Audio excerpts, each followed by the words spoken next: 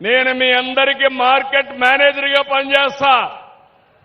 మీ చేపలకు గిరాకీ సృష్టించే బాధ్యత నాది, అమ్మించే బాధ్యత నాది.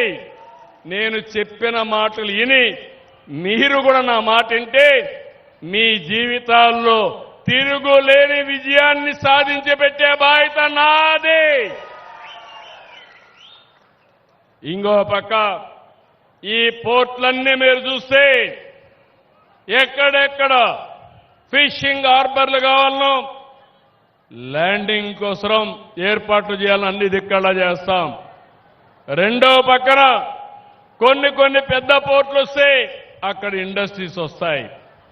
ఇక్కడ కూడా మీరు ఉత్పత్తి చేసిన వస్తువుల్ని ఈ పోర్టు ద్వారా పంపిస్తే ఇక్కడ మీ పిల్లలకు కూడా ఉద్యోగాలు వస్తాయి. చేపల బట్టే పిల్లలు చేపలతోనే ఉండిపోవడం మంచిది కాదు. ఈరోజు ప్రభాకర్ రెడ్డి గారు ఉన్నారు, కృష్ణారెడ్డి ఉన్నాడు. వీళ్ళు నెల్లూరు జిల్లాలోనే పుట్టారు. వ్యాపారాలు చేసుకుంటూ 10 రూపాయలు సంపాదించారు. నా మత్స్యకారులు ఎందుకు ఆ విధంగా తయారు కాలేరో నేను చూస్తానని మరొకసారి హామీ ఇస్తున్నా. అది నా పట్టుదల. అన్ని చెరువుల్లో నీళ్లు పెట్టాను, అన్ని రిజర్వాయర్లో నీళ్లు పెట్టాను. రిజర్వాయర్లో నీళ్లు కళకళలాడుతున్నాయి. ఇప్పుడు చేపలు గలగలలాడించాల్సిన బాధ్యత ఉంది. అన్ని చెరువుల్లో చేపలు ఉండాలి. ఆ చేపలు అందుకుని అమ్ముకునే హక్కు మా మత్స్యకారు సోదరులకుంటే అది నిజమైన సంపద అని చెప్పి కూడా నేను మీకు తెలియజేస్తున్నా. ఇక్కడే సాగర్ డిఫెన్స్ ప్రాజెక్టు పెట్టినప్పుడు మీకు అనుమానాలు క్రియేట్ చేశారు. ఎవరికి అనుమానం వద్దు, ఇది దేశ రక్షణ కోసం చేసేది.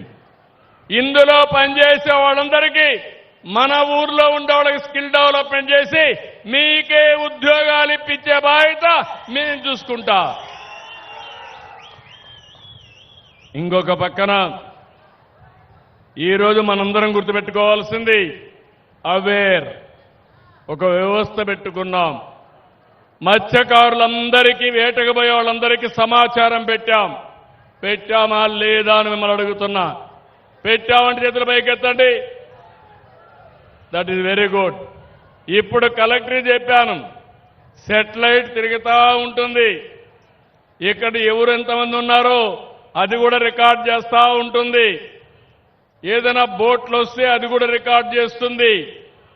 అదే మరి సంపద ఎక్కడుందో అవన్నీ కూడా చూసి చేపలు ఉండేది ఇక్కడికి మనకి ఎప్పటికప్పుడు వస్తాయి. దీన్ని ఇంకా పగడ్బందీగా అమలు చేస్తాం.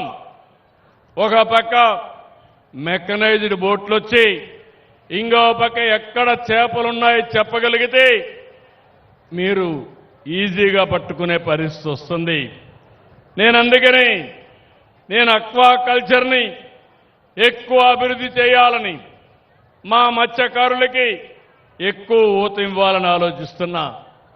ఇక్కడ మీ పొలాలుంటే ఆ పొలాల్లో కూడా మీరు అక్వాకల్చర్ ఫామ్ పెట్టుకోండి.